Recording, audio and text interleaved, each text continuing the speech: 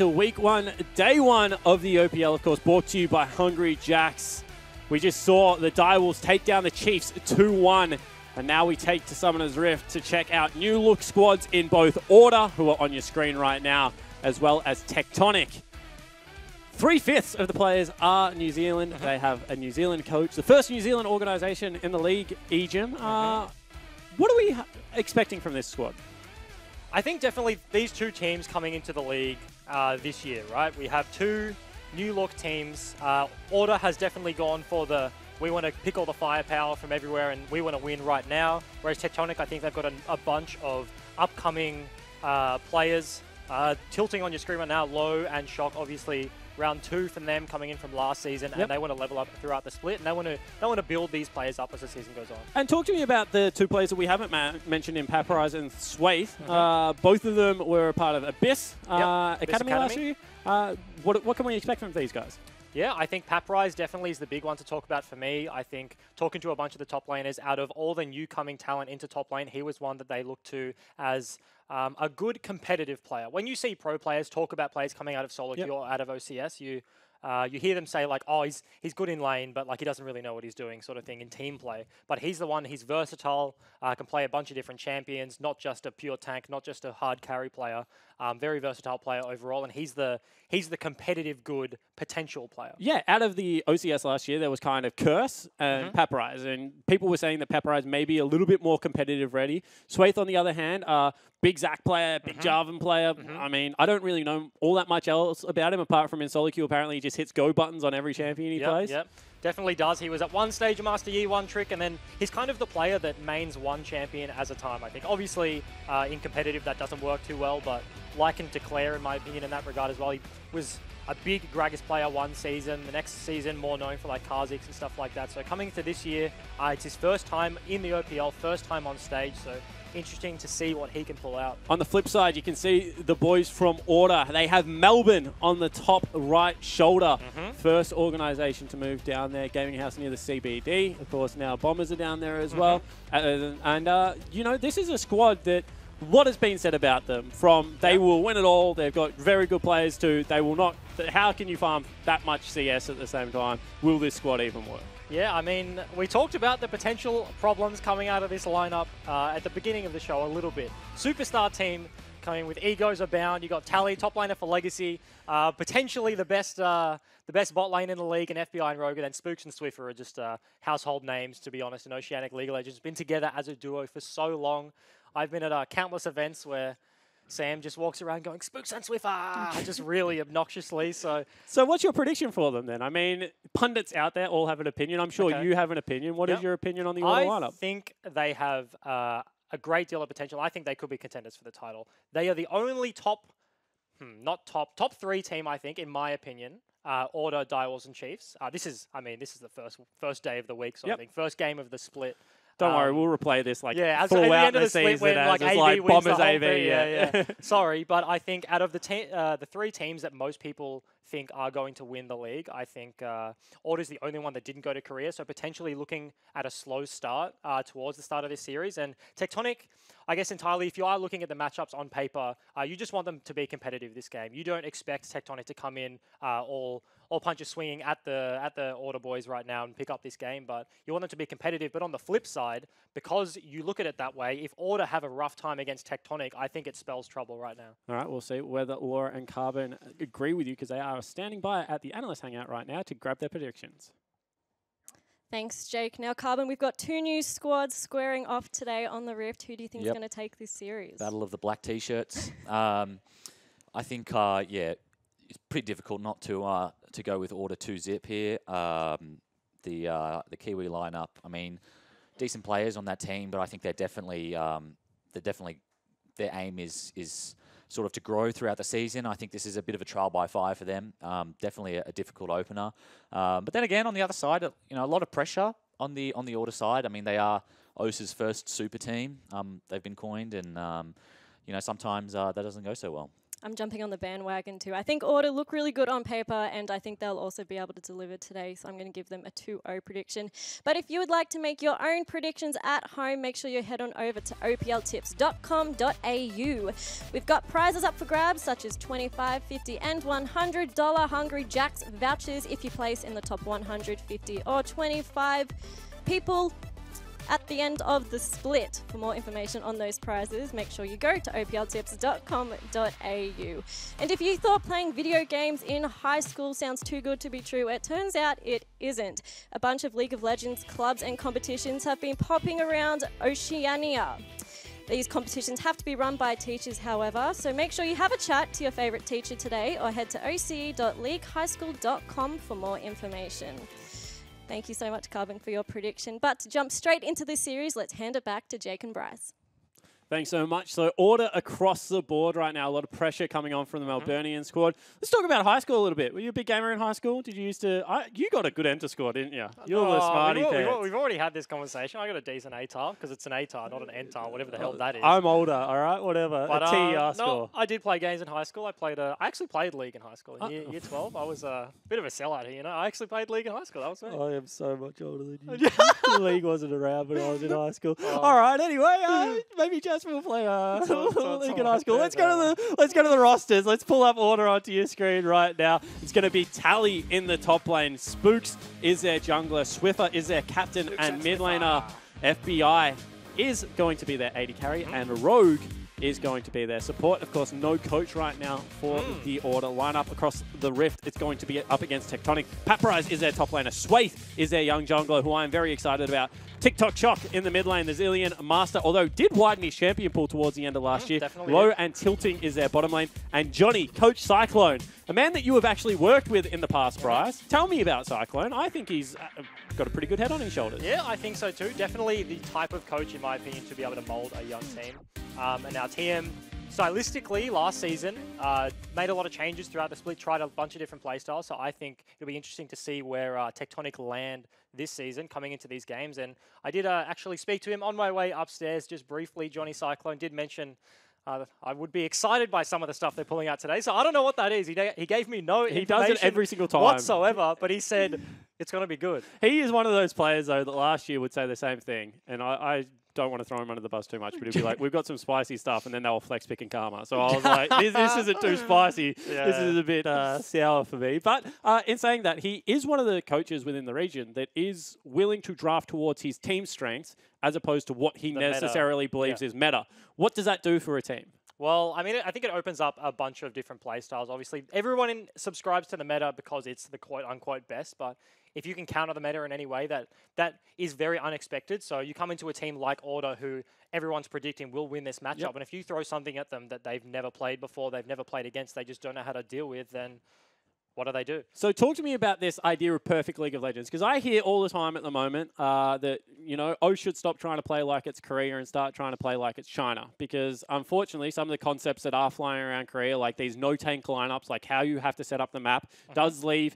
If they go right, you shut teams out very quickly. If it goes wrong, then you just don't have the skill cap to be able to execute upon it. Whereas, you know, those micro plays, the ability to team fight, the ability to, you know, 1-4, the way the LPL does. What are your thoughts on this? How do you see stylistically? Are we a Fido region? Are we a macro region? I think the biggest problem in terms of macro, I think our macro is very good. You saw Dials at Worlds, and they can deal all right in lane phase for the first 7 minutes, I think you coined it, in the game, and they can do fine. So on an individual level, when our players go over there for a couple of weeks, they get to master, some get to challenger sort of thing. So they are competitive, but in a macro sense, we're so geographically isolated. It's so hard to learn macro playing against just OPL teams, because we can't scrim NA, we can't scrim EU or Korea because the ping is just too bad. So that's why these boot camps are valuable, and that's where the difficulties lie in leveling up the macro. But at the same time, we get to have barbecues and sunshine at Christmas time, so I'm not trading it for the world.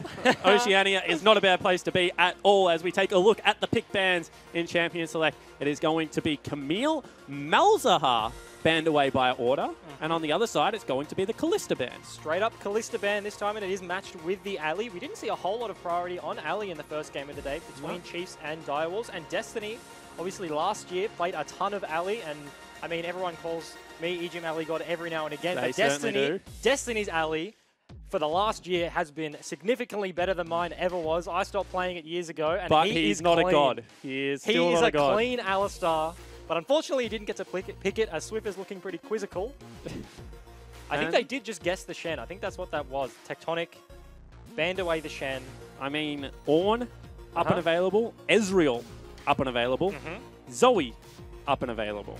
3 Interesting. champions that we have Spicy. on our tier list, all as S's. So that means that Tectonic, at this point, Do we get has 2? done the 1 for 2. But the caveat is, if Order picks Ornn here, no, they go for the Braum. But I do want to touch on Ornn, right?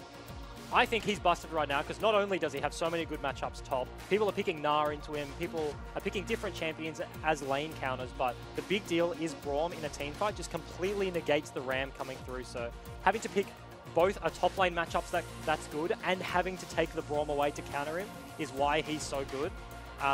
But Order, instead of opting in for that, they do just take the Braum away, which denies Tectonic the ORD pick and leaves open potentially the Zoe or the Ezreal. But you have to take the Ornn, because now, if you don't take the Ornn, you don't get the counter pick of the Braum. And they get Ornn and Braum. I mean, mind games within mind games. Here we go.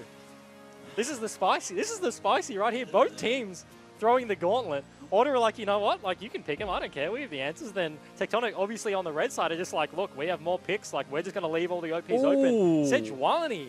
So, Sejuani picked up means that right now, Cogmore actually will be the pickup. They don't want to allow Tectonic after this to pinch the 80 carry champion pool. I'm keen. I'm keen for Zoe, Jay. I'm real keen for Zoe. This is the first Zoe game.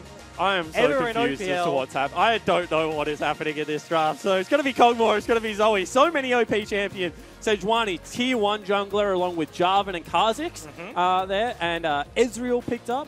What are your takes on the draft right now? What do teams do? What are they looking to pinch? They don't take on. 100% they do not take on right there. They leave it open. So I feel like Ornn's just going to go right the way through the draft. Potentially, Tectonic might ban it here to deny it away from Order in the top lane there, but they do answer. The Zoe with the Azir, pretty interesting there. Zoe just, when you get to the later stages, you just have so obnoxiously many bullets just flying out. You have the paddle stars going everywhere. You have the bubbles. The trouble bubbles. Yeah, sieging with Zoe is just so oppressive because the team defending sits under their turret and Zoe just sits on the side, flinging bubbles through. If it hits you, you die. Straight up, Order has taken the Braum, so if it hits you, you die. In saying that, one thing I have seen Azir good players be able to do, if you use the ultimate out of time with Zoe, is they just swoop in on where you're popping back up. You have and, to go back. Unfortunately, you end up in the middle of the team. Order actually ban away the Ornn. And Kha'Zix banned away from Tectonic. So they've taken away all the tier 1 junglers, at least in our opinion. And we'll see what Order ban away last year. Potentially a Gangplank, although Tally historically has played it. Has been a long-time Gangplank player there, but as you say, Kha'Zix and Jarvan hit the bench here from the ban. So do we see our first Evelynn game? Or something like that? Seen it prioritized a lot in solo queue, not too much competitively in other Europe regions. like it though. Yeah, Europe traditionally, they actually play weird things. Europe is the region that figures things out most of the time. They're the ones that try something out first, and then it's kind of bleeds. They into the other literally regions, and then created Korea lane swaps perfect it. correctly. Yeah. They And also then created bot lane meta, 80 carry support. that was a long time ago. And That was. Karma locked in. Karma Ezreal, range support. Yeah. Or top lane Karma. Iceborne Gauntlet and Ooh. Spirit Visage. I mean, potentially, I guess it is technically a flex here, but tilting, when he played in the OPL last season in a few weeks, he 4TM, known as the Soda 1 trick. Karma, obviously a very similar champion in that regard, so potentially just favors the ranged poke enchanter supports over the meta right now. A lot of the supports are taken away though. You have Ali, Shen, Taric, Ornn, even the flex Braum on the other side, so not many of the main tanks available here, so does opt in for the Karma. And a Gangplank pickup right now for Order. A lot of scaling going on. We criticize Direwolves. I feel we have to do the same right now to Order. You've got a Cogmore, who will take a little while to come online. No longer the 4 items, but, you know, maybe the 2 or 3 item Cogmore that you need. Gangplank, the same situation. You kind of need Trinity Force plus Sterix. And Zac, I mean, there were no tank junglers left. They didn't have Engage at all if they took something strange, so they probably had to take something like a Zac. It does make sense, but Spooks, in all, I mean, like, I know, I'm just going to call him out. He hasn't been a good Zac ever, I don't think. He's not known for his Zac play. He can play it. He can be a serviceable Zac, but he's never favoured it like Sybil, like Schönfire, or anything like that. He Ooh, doesn't like the it too gauntlet much. will be thrown. Hey, okay, here we go. The Alawi will be taken into the GP top lane. That is a lane bully if we've ever seen one against a scaling laner. And Paprise straight away says, I am going to be the carry of this team. Also, the huge caveat for me is that they did pick the Zac. He is their only engage tool. Zac has to hard commit to engage. If you hard commit into an Alawi, she's going to pop the ulti, pop all the tentacles, and you will die. You don't want to bring her with you, by the way. Oh, yeah. Everyone else in this team you want to take into the middle, not Alawi. Absolutely not. Keep her away from the Cogmog. Keep her at a distance. So, yeah, interesting to see how this one plays out. In terms of spiciness, we've got a few things there. Johnny was right. This draft is... I like this draft from both teams, yeah, actually. Yeah. I think that the Zac gives enough hard engage that, you know, Gangplank ulti plus Zac will be difficult to deal with, especially with Zoe poke. At the same time, you have to respect how strong the push is on the top side of the map out of Azir as well as Alawi, and then a Sejuani to be able to protect them. I mean, you talk about push on the top side. What about the bot? They had Karma, Ezreal. Surely the ranged matchup is absolutely going to push in the bot lane. They will be susceptible to ganks. Ganks, yeah. Obviously, Braum facilitates that very well. And Zac, one of the best junglers at ganking bottom lane. Schönfire against the Chiefs Esports Club. Used to put on a clinic of that one. Yeah, great stuff. Yeah, that was fun. I didn't like that very much at all. What you, I hated getting You're ganked the by color Schön, caster Zac. now. No, You're supposed to be the historian. No, I know, but... Personal investment gone, Bryce. Like, trigger warning, me getting ganked by Zac, just not a fan. Absolutely not a fan of that one. Thank goodness, my friend, you were next to me on the desk, because it's never happening again. Oh, we talked about Destiny's Alley. That was the combo. I would just get Zac Flally comboed, Flash Alley comboed into the Zac, and I would die every single time. Whose Flally combo is more scary, mine or Destiny's? Yours, because yours does more damage. You build full AP. I had a Comet when I did it too. Yeah. Comet Alley, by the way, is a lot of fun. He also is a much better player than you. Yeah, so. for sure. I wasn't debating that at all. But you do more damage, so we do get into this game. Spooks. I haven't talked about skins today, but that is the best Zac skin, because when he recalls, he gobbles all the things, you know? Yeah, all the oranges or whatever it is. I mean, it's just him. I think he gobbles himself, like the bloblets. Yeah, he's just blobbing himself back up. That was really cool when we watched. I think that's blank skin, right? When we were watching. It's SKT, yeah. Yeah, but I mean, they had two jungle skins at that point. They had Bengi's skin, not Benji, Bengi, and blank. Lee Sin, right? They were all doing their recalls. Yeah, and his is the coolest. And when you watch Blank do it side by side with Zac, it looks with the very video. similar. Yeah. It's a banger video. Yeah, love it. Absolutely. Strongly agree there. As we are into game, 5-point fan from both these teams. Nothing coming out level 1. Braum, very good level 1 champion, so Tectonic don't want to face check, but... At the same time, Karma, and exceptional level 1 champion. Ezreal, very good. Klepto available for Ezreal, as well as Gangplank. So you don't want to face check anyone. You don't want to give away free items. Nobody's willing to do the face checking, so both teams just Mexican standoff on either sides of the map as Swift has opted in for the skin. And there we go. Big poke down level 1. You can see that Shock is doing what a lot of Azir players do very well. They just try and get control of the minion wave. Zoe, however, very hard to push in. A lot of people misjudge the AoE coming out of Zoe Q. It's not just a single target. It hits the entire wave, so that's what he's doing there. Does this land? Nice trade. Swift is going very aggressive. He got control of the minion wave as well as an aggressive trade there. You saw that topside jungle start for Sway, bottom side jungle start for Spooks. Does that mean anything particularly for these junglers? Yeah, I mean, you will see Sejuani end up on the bottom side of the map. So I think Spooks has read the play here, because what's going to happen out of this bot lane from from Tectonic? Oh, that's a lot of damage coming out of Shock there. Swift is actually marching forward, misses the trouble bubble, and you have to say Shock got the much better end of that trade. But as I was saying, look at the bottom lane. Ezreal and Karma are shoving them in, but they will be so susceptible to the ganks from Zac. From the tri-bush over the wall, you can't do anything about it as the immobile Karma. Ezreal can E away, he'll be alright, but Karma, unfortunately not so. Swathe wants to shadow his bot lane here, will end up on the bottom side of the map, but Spooks, knowing that, doesn't want to gank that lane, so he's going to finish on the top. Yeah, so we'll see whether that really hurts him. You can say at the same time, even though Tilting has not got Relic Shield, still picked up for the Ezreal, which is a little bit interesting. Not going a Doran Shield or a Blade, something to stay in lane forever. It seems like counterintuitive, to be honest. If you take the Karma, you go the summon area, you do lots of damage. You want the Ezreal to be able to push that with you, but he does opt in for the safer start with the Relic Shield. And you're not going to be taking poke damage from the Kog'Maw and Braum here. Like, You're you're going certainly to be dealing the poke under their turret, flinging spells. So Swaith, good jungle pathing there, however, puts him behind the Order bottom lane and means that they have to cede priority even further. I like what the rookie jungler has done there. He also only took the big camp, so it will get a full reset. You get most of the gold value as well. So we do check in with the top lane. Someone's laughing. Oh, that is going to be a lot of damage that goes out onto Tally there. And that's it. Alawi just shoves, and if she ever lands the E, she's going to do so much damage.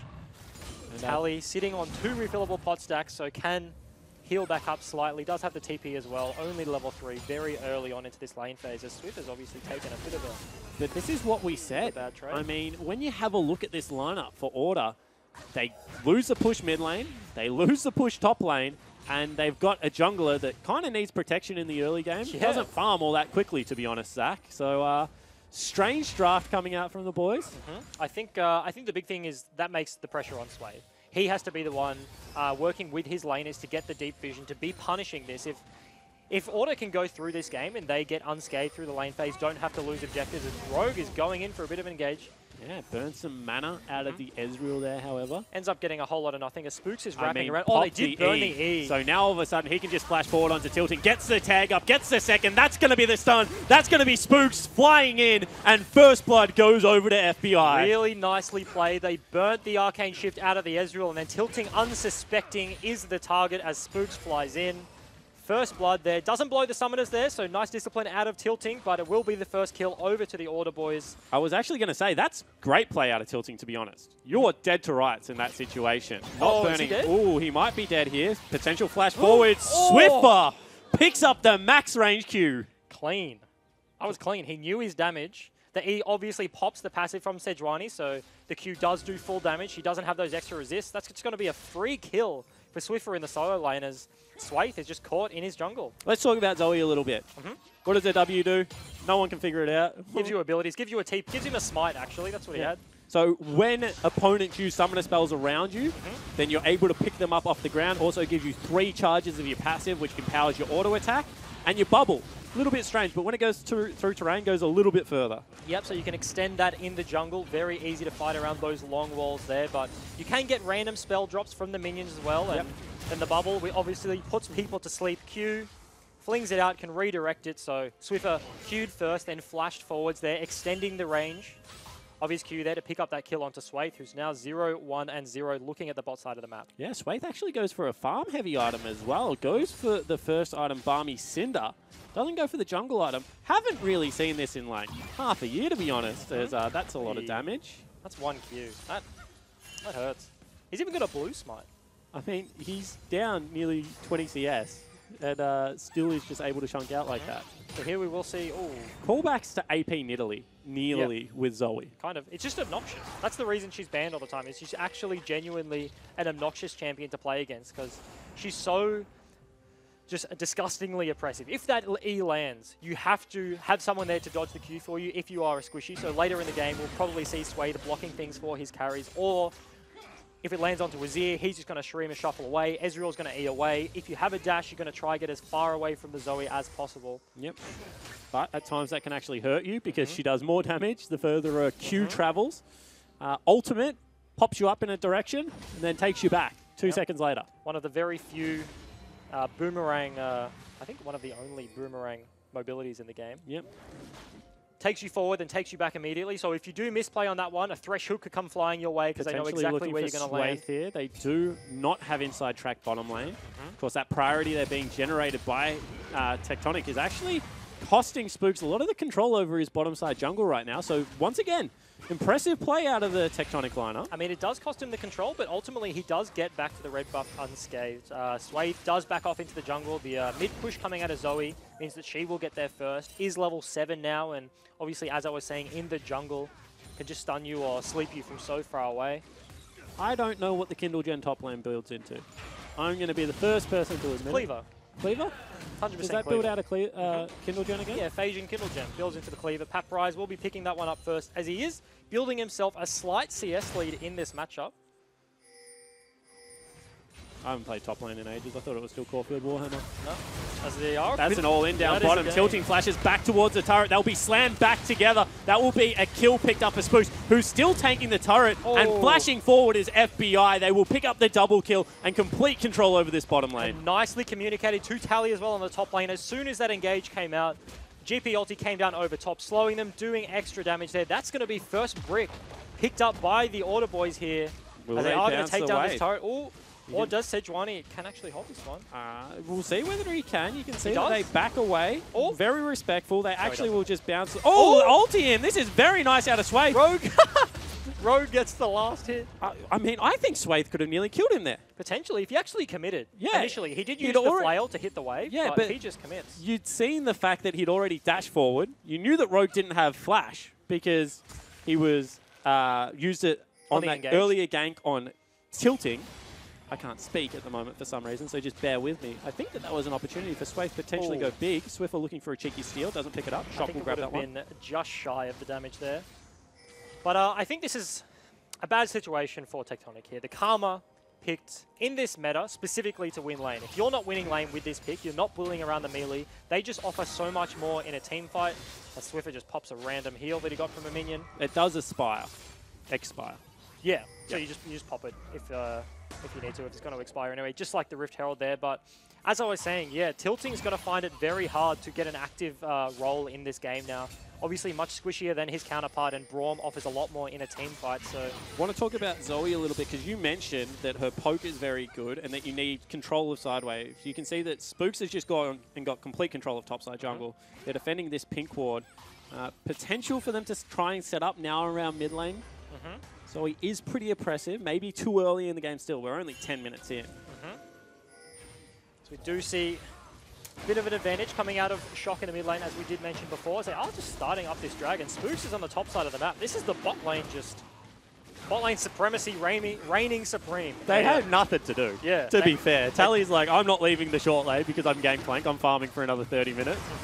And, They did see Swathe on the top side, so there's no opportunity for him to come in and smite that one away. So FBI and Rogue, I have mentioned it a couple of times now, such a strong bottom lane on Sin Gaming last year, and looking to be one of the few top teams to keep the same bottom lane going in from next split. Chiefs, obviously, with me casting this game right now, have Destiny and Raze, and then Cupcake going over to the side of Direwolves, as we saw last game. So oh my goodness. Again, we're going to see a repeat visit. The Gangplank ult is already burnt. Tilting gets engaged upon, looking for the auto attack. They're actually looking to pick up low as well. He will just get popped, and they are getting bullied down there in the bottom lane. absolutely bullied is the right word there. Spooks pops the ulti early there, and so they do chain the CC, double knock up with the Braum, with the Zac, takes down both of them.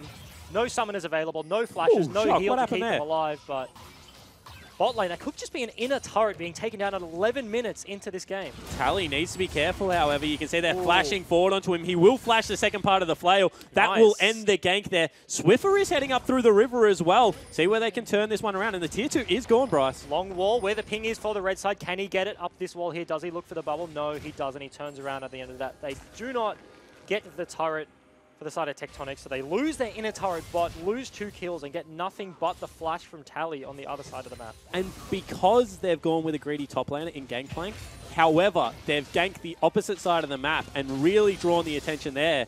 His level 6 power spike of the ultimate has been used twice down there and is actually doing Tally a world of good because he's got 4 assists in what otherwise would have been a pretty rough lane. Yeah, 100%. He's also opted into a super safe start of his build. He's gone the Sterax first when you normally see that Triforce coming out, so wants to stave off some of these dives with Swathe coming through and Pap Rise, but that's the big thing when you talk about Gangplank in competitive play, especially blind picking it here like Order did.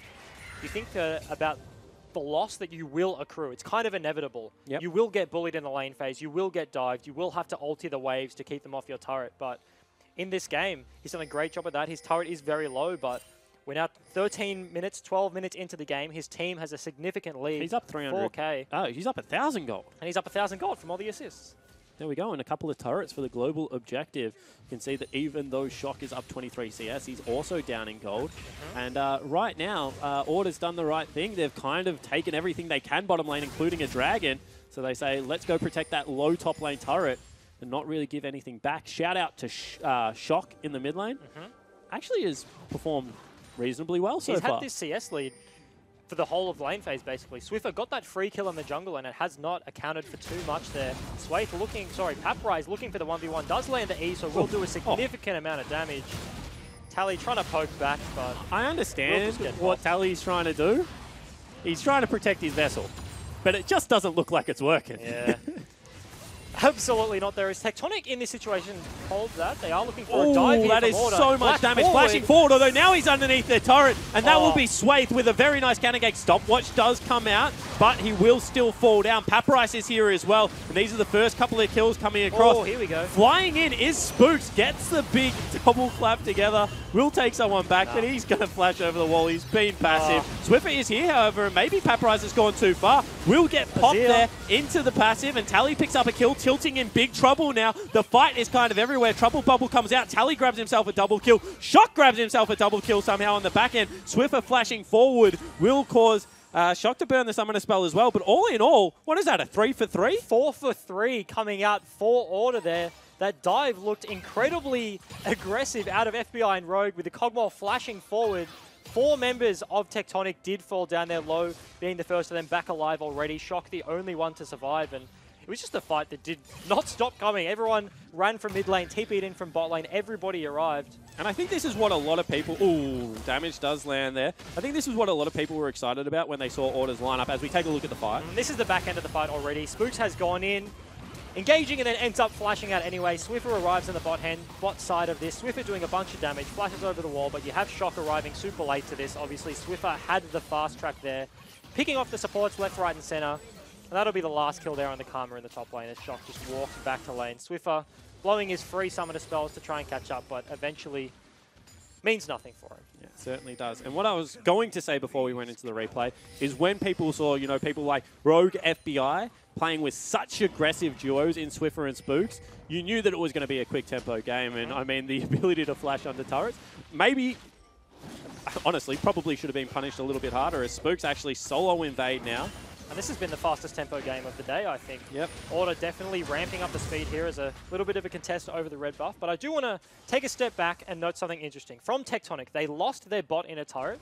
And then Order, obviously, they're like, look, we have such an advantage on the bot side. We don't want to be here anymore. We've got Dragon. We've got the turrets. Let's go top.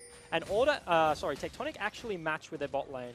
They knew that Paprise was slightly winning the 1v1. They did have the pressure there, so they wanted to keep it, but in a game like this, where Order has gone for such a greedy composition, they have the Zac, late game monster, Gangplank, late game monster, Cogmore, same thing, late game monster, and then you have the Zoe and the Braum to facilitate.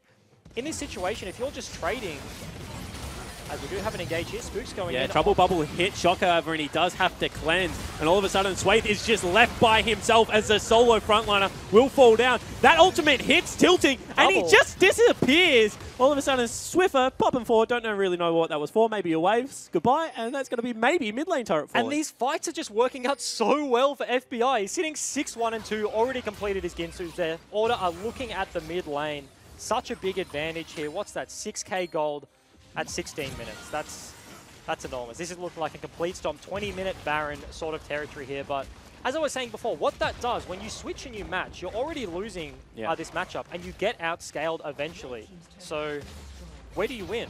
Yeah. You can't be opting into these trades. So potentially, Bubble misses, Q lands, of course. Hit 50% of your kit. That's all right. You can still nearly one-shot people. To be fair, is now very accelerated. Yeah, you can say that. That's a truth. Yeah, absolutely. But yeah, I agree with you at some point. And this is a difficult decision for a young team to make because I think that it requires a lot of information to go into it. You have to be willing to trade. You have to say, we need to get to this point in the game where we are stronger and therefore be able to fight back. Whether that's, Paparize trying to be isolated, which obviously they went for, or the ability to, just take turrets and accelerate tempo. Something needs to give here for Tectonic, and unfortunately for them, there's now a 7,000 gold lead for the Order squad. And maybe that's the Baron. Maybe in 2.5 minutes when Order do start setting up for that one, as I expect them to, in the pit, a Lowy pops off. Yeah. If you're stuck in a choke with a Lowy, you lose. It doesn't matter how far behind she is, to a degree. If she's got no items, then sure, but working on his Sterax. He already got the Black Cleaver. He will do significant amounts of damage. And then you have the CC. If you get a perfect Emperor's Divide out of Azir, if you get a perfect combo out of Sejuani, you can win that fight in the pit with the Alawi, I think. So yeah, I mean, swoop in, scoop everyone back into the pit. Alawi? Absolutely. And then Alawi just flash ultis in and starts absolutely going bonkers with the tentacles. Of course, Sejuani, you know, even the big shields out of tilting are going to help facilitate that play even further. Right now, jumping back to life, however, the Order squad will look to pick up a Rift Herald. They give it to Spooks. Hey! Let's you see. would have taken it off him, wouldn't you? Let's see it. I mean... Although he is level 9, so by your logic, you wouldn't have taken this one. No, but Rogue is also level 9, so... Yeah, I mean, no, that's what I meant. It's up to who Sweeper is on cooldown at that stage. Swiffer does get caught out, looking to potentially cut away from this one, but will just fall down. Good play out of Shock. Didn't see whether that was the ulti combination that I was talking about earlier, but it might have been. Was the scoop into the Sejuani there. Rift Herald was popped on the top side. This bot lane, despite Swiffer being ahead, is FBI strong enough to fight with a numbers disadvantage? Do Order fight this one anyway? Double frontline for the Kog'Maw in here. No Azir ulti. Looks like they're not going to do it, so... Spooks, I don't know, man. You didn't get much out of the Rift Herald. Is Order Spooks just Chief Spooks tier Rift Herald usage? I don't know. First, he's 0 from 1 in my eyes. Come on. But potential first discipline play we saw out of Order there. They have been playing a little bit fast and loose, but that time around they lose their mid laner. They decide not to fight. Yeah, it's the first time we've seen the Order bot lane decide not to fight, mind you. Under the turret, 3v2. Let's flash forward. Let's go. Paprize just keeps landing these vessels up to Tally here, and he just keeps whacking him away. Certainly does, and Tally now will be sent to the Shadow Realm. Yu-Gi-Oh fans out there rejoice. But this is the problem with Alawi, right? He is winning this split push against Tally. Yeah. But he's not getting anything. He's not winning hard enough. Yeah, he's not winning hard enough, but that's kind of the problem with Alawi. With you as the proactive member, you have no CC. It's very hard for you to force yourself on someone. Although Tally might have just face-checked him there. Didn't see what happened, but for some reason Paprize ran away. And then on the split side of that, in a team fight, the other team has to come to you. So in a team fight, the other team has all the proactivity there, but... Paprize has been caught out here. There are so many members converging. I don't think the flash matters at this point. See that he actually uses the ultimate, looking to try and survive this one. Will get ripped out of it, and then FBI just comes through the back and cleans that up. Swaith a little bit too late. Shock and Tilting were looking to join, but that was 4 members of Order collapsing on bottom lane. And just no information right now for Paprize to be that far up. And CC is just a lifesteal tank's worst nightmare there. Braum passive, Braum ulti, Zac slapping him against the minion. Didn't get a chance to keep whacking with the tentacles there, so did not live for long. Order look to be transitioning that into the mid lane. Spooks looking for potentially Swaith. Don't know about that one. Nah, he's just trying to get the turret. Wants to whack away. He's so tanky. Oh, now Swaith, however, takes a lot of damage. Does get bubbled. And gets hit with a Kog'Maw ulti on the back end of that. Not too much. But Baron has spawned here. We are at 21 minutes into the game, so with this lead... Sleep is a unique CC in the fact that damage breaks it. Yeah. So you pointing out that Kog'Maw ulti, they don't want Kog'Maw ultiing the Sleep target. They want the big Q from Swiffer flying through.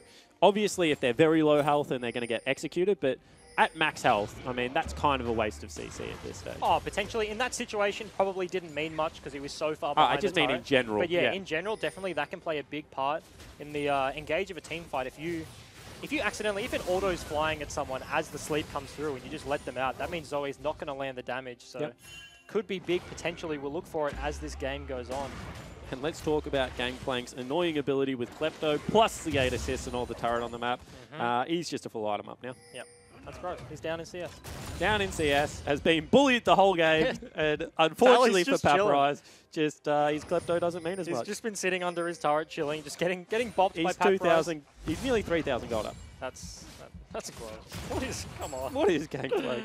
But this is his ideal situation, and that's what we touched on. He didn't get bullied enough early on in the game. He's sitting at 2-0 and 8, has not been instrumental to Order success. I feel like that was the bot lane and the ganks from Spooks. First 2 ultis, though, facilitated those bot lane ganks very well. Facilitated is the right word, but weren't the crux that they relied upon. No, definitely not. He definitely did some extra damage. Maybe he got them the kills a bit earlier, but was not the reason they were there. So, but that's what Gangplank does. He just wants to chill in his lane, farm a few minions, ulti the side lanes, get some assists, and just wait till Either his team can't win the game and he has to do it for them, or he loses. He's just walked into Swiffer's lane and taxed a full minion wave as well. Yeah, and then good. said, good, I'm going bottom lane. Swiffer's 40 CS Spooks down. about to face check a whole team, and he's tanky, but I don't know if he's this Flash? tanky. Will use his ultimate to get over the wall. Full channel there. He held that for a long time. Is he dancing? Certainly Come is. on, Spooks. Little bit of trouble here for Sway. That's Ooh. half his health He's- as a tank. Okay, he's their biggest tank. And he has an adaptive helm as well. Not too much mitigation there. Did take a third of his health from one Q at Swiffer here. We did say accelerated. Has so much magic pen. Sork boost. Leandry's coming out, doing so much damage. So looking like team fights will be rough. And I think, as we were talking about earlier, as Spooks is looking for another engage, probably not going to get a whole lot here, but the See whether any Alawi poke comes through. That is going to be sleep landing. So Swave can't complete the engage and takes a lot of damage in response. In the end, it's going to be Swiffer going over the wall. Sleep one more time will mean that Swave has to flash away, and you would think that would be the Baron. Yeah, Order are definitely pinging that one. They've already got the pink wards prepared there. The biggest tank in Swathe and their smite is so incredibly low, and he is not recalling. They're looking for the contest. Yeah, they're Ezreal looking to queuing, defend check this the one. bushes. Can they get any vision? Oh, that's going to hurt. He's dead. Tilting gets erased from Summoner's Rift. Spooks is in a little bit of trouble, and Papyrus has taken bottom lane turret. So Order do need to make a decision about this very Swathe quickly. is looking. Swathe needs to be kept out of this Baron pit. Nice hold by Order here. They're holding all their CC, holding the damage on the pit. There's a little bit every now and again as they do CC Swathe, and they do knock down the Baron. Holding it at 2k. Smite obviously doesn't do that much, and they were waiting to lock down Swathe, so nice execution from the Order boys there. I'm waiting for the recall, because I think Low nearly stole that with a Ezreal Q. We I didn't get it that time, Jake. Nah, Did you? little bit too quick, fellas. That's unfortunate. I can normally take one. I can normally one take most replays, but that one not was that a time. bit intense. It's too quick for you, mate. You're too old. Your old eyes don't work on free play that Yeah, quick. if only Jasper was here, we would have. Neither do mine, though, but we do see Order. Big gold lead now, 9k up. They do have the Baron. This will be their push to try and break the base. Swiffer just dancing around, taking a few minions as his team sets up. Do they go for the Dragon, or do they just look to push in all three lanes and look to take the base? I don't know. You're the color caster, mate. You tell me. Yeah, I mean, it's up to them right now. They could play short and safe. Slow and safe like the Direwolves. We've seen both strategies here. Chiefs diving the Nexus, wanting as many kills to pad their stats, pad the KDAs as possible, and then Direwolves played super slow, super safe, took all the dragons for their Shyvana, but Chiefs obviously Order subscribe to the Chiefs book. Looking for an engage in the mid lane. Yeah, certainly are. You see Tally. It looks like he's going towards a crit build for GP. Not a fan of it. Yeah, I We've know had you're this not a fan. conversation many a time. I think that GP in the current meta needs Last Whisper, and he is not getting that for a long time. He also doesn't have a Ghostblade. Normally you see the Triforce Ghostblade Sterak's combo coming Yeah, out. I think that's the best build at the moment. Looking for a sleep there. Zoning bubble. Spooks flies in.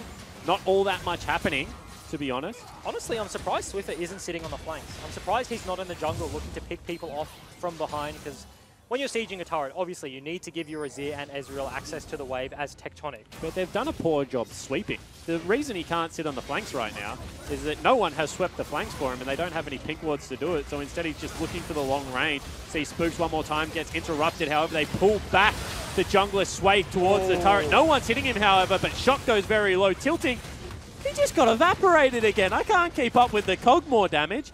And Order now looking towards top lane. We're potentially going to land that bubble into Papyrus, who flashed. And that was just straight up gold lead right there. That fight, Spooks went in, took almost all of his health there. Ooh, Swathe Papyrus did a goes nice over the cancel on wall. E. That is aggressive and takes all of his health for it. And now Spooks just flies in, takes the Emperor's Divide, will just be able to back away. Does fall down to his Bloblets, however. See whether they can defend him. Shock will look to take him out here. Oh, a bit too late. And the Brawn Wall comes up, blocks the Ezreal ulti anyway, but no cooldowns on the side of Tectonic. No Sedge ulti, no Azir ulti. Gonna really struggle to defend this one. Q does miss from Swiffer, but the barrel lands. Yeah, and so much poke coming out. One more time, Swathe interrupts that. He's been on point with those Sejuani charges, but unfortunately it just does not meant all that much. Papyrus looking for the flank, looking to get onto this squad, and you can see Tectonic is holding. They're doing a great job right now. Tally! I think He just hit a single barrel! What is he doing? I don't think he had the second one queued up. Because he does get that one denied there. Spooks looking for another And engage. Swathe they again. cancel.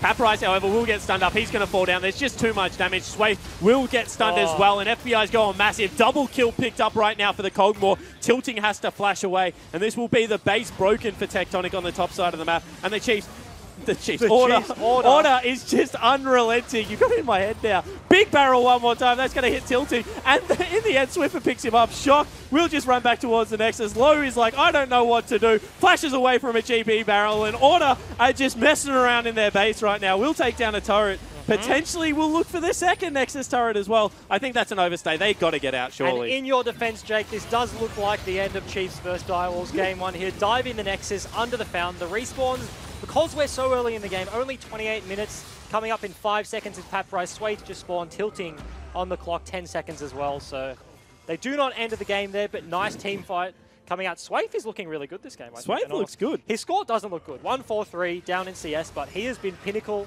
and cancelling the majority, honestly, of Spooks' engages here. If there wasn't a 10-1-2 Cogmore running around on Summoner's Rift, the top side of Tectonic has held very well. Absolutely. Shock 3-0-0 is up 60 CS. Obviously, had a lot of waves pushed into him now. But Paprise looked absolutely fine. Swaith has looked good. It was just all those dives into bottom lane that really set this snowball rolling too early. And unfortunately, you do have to point out the support pick in the Karma, right? That's the big difference here. Tanks are the meta right now. Everybody is playing them. We have not seen a whole lot of Karma, and this is why. This is essentially why. If you do not win the lane hard enough, it's this gangplank problem, but you picked it. It's not like they picked a gangplank and you're on the clock to punish. It's like you picked the Karma and now you're on the clock to punish them. I don't know, on your own volition, something like that. So we do see Swiffer. I think he missed that cue, by the way. Going for the blue buff, 1v1. I'm sure he'll win this one. Oh, he's styling on the blue buff. Look at him go. Oh, he went at the extra range. Yep, certainly did. However, a team fight is happening right now. You see, that was actually just an E out of low. Got the ultimate out of Braum, so nicely played. Extended range. That hit someone, and all of a sudden they're going to go. They were looking for Tilting one more time. Spooks flashes forward, and that should be the support falling down. Swaith, you're tanky, but you're not that tanky. That's going to be FEI and Tally picking up a kill apiece, and now Order will just march into the base, and this should be game. There is absolutely nothing the carries can do without their front line, without the tanks. They can't even really deal with the super creeps, and Order are just marching forward. They do have the combo. Azir and Alawi ulti are both up. Do they look for a play here, or looks like they're just struggling to get out of the fountain? Swiffer does so much damage. Paprise has gone in, but I mean, there is no play to make right now. They are just starving, and you can see Order are unrelenting. They're looking for kills, but they'll just have to settle for a Nexus, and Order pick up game 1's victory. Absolutely dominant game out of them. Cheeky smile on Spooks there as had a pretty good game. And towards the end of that game, something I want to touch on, I didn't think about the Zoe-Zac combo. Zoe landed the sleep that started that last team fight in the bottom lane onto Sejuani under the turret, and then it actually hit Tilting, and then Sejuani was like, I was going to say Swaith and Sejuani, Sejuani, and Sejuani. Yep. So Swaith did the team thing. He blocked it again. But what it means is Zac's engage range is just so big. So you land a bubble through that wall with the extended range, and then Zoe, obviously, with her ulti, can do damage from so far away, close the gap. But if you have any other jungler, if you have any other jungler like a Sejuani or a Jarvan or something that can't quite close that gap, it's such a good combo there. Obviously, in Zoe, very oppressive lane phase, very strong. The Azir did do fine into it early, but potentially hiding the Zac's weakness in the early game there. Yeah, for sure. And I think that game kind of showed what people were excited about Order and seeing, a very dominant bottom lane performance, but the other lanes looked completely fine. However, I think that Swaith and Paprise actually looked fairly decent up against quality opponent there. Yeah, I agree, 100%. The Alawi counter pick into Gangplank, while not winning the game, was successful enough, I think, in my opinion. And then obviously Swaith was coming up clutch with all those blocks on the Spooks' engages. Blocked probably, I'm going to pull a statistic out of my head, like 90% of them in my eyes. Everyone we saw on the screen, he was blocking them with the Q. So denied a lot of potential coming out of Order there. So great game from him. Unfortunately, they do lose. But talk to me about the Order bottom lane. FBI Rogue, over from Sin, now on Melbourne Order. I mean, they were a duo lane already that people had big expectations of. What is it about these guys that makes them scary? I mean, It's the clutch plays, like we saw early in the game, that started the snowball, right? It's the foresight to know, okay, Spooks is going to gank us in 30 seconds, so I'm gonna sit in the bush. I'm gonna look for this engage onto low, burn the E, and then set up that play, and then take it further, right? It's that sort of stuff that makes them so good, and they're so happy to just flash forward, and they're on the same page. Dive in the outer turret top lane. You see the Braum passive lands, and FBI just by himself. Just don't. He just flashes forward on the Cogmore. They didn't have vision on the Sejuani, but he's like, look, I have 6 kills. I'm going to do damage. I'm going to flash in. I mean, and with the jungler there, it is a little bit skewed with the 3v2. But what do Tectonic look at now next game? They obviously went pretty defensive with Karma. Do they take it the step further and go Janna to just nullify it? Or do you fight fire with fire, you know, take a melee support? I mean, I would like to see them take a melee support, but potentially Tilting just doesn't prefer them. Obviously prefers the Karma, prefers the Sona. Janna wouldn't bully the lane as hard, so you would be in almost the same situation that you would be, but you'd have more potential to disengage, so it wouldn't just be on Swathe there. So maybe that's more successful. I think out of all the range supports that we have seen in the current meta, Janna is the only one that's seeing play overseas for the most part. Because she does stylistically match up against the tanks. Ali wants to go in, Shen wants to go in, Braum wants to go in, you disengage. That does well. But Karma, not too successful, I'm afraid. Yeah, unfortunately, Karma didn't really look like it did all that much that game. However, to break that game down a little bit further, let's roll back to Laura, who is at the Analyst Hangout. Thanks, Jake. I'm back here with Carbon. And you know what? I think all in all, we had a pretty fun draft that game. We saw Order pulling out Zoe and Zach, and then on the side of Tectonic, we had Karma come out, which I want to talk about a bit because you were saying it seemed like Tectonic had a game plan, but they couldn't execute it. Yeah, definitely. I think, I mean, I like the idea.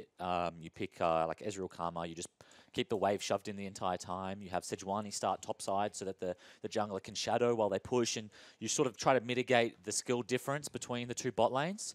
So I like the idea, and I think props to Cyclone. I assume he came up with it. And I thought the draft was interesting. I mean, I liked Alawi as well. But I think this is just the difference between you know, a top team and a rookie team. As soon as Sejuani wasn't there to back them up, I mean, it was a really nice setup by Rogue. But yeah, as soon as Sej wasn't there to back them up, Karma fell over, and Karma's got no escape. So once she has no flash, it's lights out. FBI did pop off on Cogmore in that game. Yeah, and Spooks did some great ganks as well in that bot lane. But the top side of Tectonic didn't necessarily play badly. Paparazzi and Swathe held themselves okay. And Shock had a few great moments in the mid lane on Azir. Yeah, I mean, I thought Swathe played quite well. It's a shame that he got picked by Swiffer really early on. I think in terms of tempo, he was keeping up. I liked his pathing. Yeah, just got caught lacking. Just not paying attention, maybe in the shop, and got deleted by the Zoe. And it's always difficult when you're playing mid lane and the opposing mid laner comes back with a kill. I think the Alawi as well. I thought Paparazzi played really well. I think Shock from behind played serviceably as well, and I think if they can kind of shore up that bot lane a little bit, we might be in for a bit of a competitive game in Game 2. Just going back on what you said about Swathe, what was it that you actually liked about his pathing? I thought, I mean, I thought he caught up. I really liked that he started red, and I thought he got some good vision in early. Shadowed the top lane as well a bit once Alawi had a bit of a lead. I think Bryce touched on it in the desk as well in the team fights. I think he was playing team fights quite well. Though there was one where Sejuani ulted the Zac ult, and kids, you cannot cancel Zac ult. So once he starts like expanding, like please don't do anything. Just try and run. But other than that, yeah, I thought he played quite well. I think his score didn't really portray how he played. But then again, Order really just had their way with him. There was potentially a bit of a risky move on Order's part where they went to do the Baron when Alawi still had TP when she was split pushing in the bottom lane. Do you think that maybe this was a bit of a missed opportunity on Tectonic's behalf? Oh, like, yeah and no. Like, if they had a flank ward or like a ward in the pit or something where Alawi could have gotten in, I think it would have been a lot better. But the only ward they had was on their side outside the Baron pit, and she was going to have to TP in and then maybe flash over the wall. I'm not even sure if she had flash. TP and flash over the wall or walk around. In any case, I think, yes, if she came, maybe they could have picked up some kills on the back end. But, I mean, they were in such a tough spot by that point that, I don't know. I don't want to say that it would have made a big impact. I also quickly want to touch on the Zoe pick because even though she's had a million nerfs, she's still quite high in the pick ban scenario. We don't see her that much in actual games, but she got through. Yep. Were you surprised to see it come through? And what do you think of Zoe? When she initially came out, did you think she was a bit ridiculous? I mean, she was super busted when she got released. Absolutely. I mean, I don't think anyone would disagree with that. But I think at this stage, she's still very strong. The sleep, I think, is just such a strong mechanic. Q is obviously amazing. Picking up the summoner shards at one point, she used blue smite in a trade, and I was like, oh, like okay, she can do that. That's not fair. I think Swiffer was, I think he was very impactful on the Zoe. Yeah, I mean, I don't think he was impactful. I mean, I could see, if I was Tectonic, I'd probably let it through again. I think I'd be more worried about other things. But the Zoe's definitely a very strong pick at the moment. Well, that's all from us at the moment. We're going to head to a short break, but when we get back, we're going to have Game 2 between Order and Tectonic. He can just flash forward onto Tilting, gets the tag up, gets the second. That's going to be the stun. That's going to be Spooks flying in, and First Blood goes over to FBI. That's an all-in down bottom. Tilting flashes back towards the turret. They'll be slammed back together. That will be a kill picked up for Spooks, who's still tanking the turret, and flashing forward is FBI. They will pick up the double kill. Swiffer is here, however, and maybe Papyrus has gone too far. Will get popped there into the passive, and Tally picks up a kill. Tilting in big trouble now. The fight is kind of everywhere. Trouble Bubble comes out. Tally grabs himself a double kill. Shock grabs himself a double kill somehow on the back end, and all of a sudden Swathe is just left by himself as the solo frontliner will fall down. That ultimate hits Tilting, and he just disappears. Papyrus, however, will get stunned up. He's going to fall down. There's just too much damage. Swathe will get stunned as well, and FBI's going massive. Double kill picked up right now for the Kog'Maw. I mean, there is no play to make. Right now, they are just starving, and you can see Order are unrelenting. They're looking for kills, but they'll just have to settle for a Nexus, and Order pick up Game 1's victory.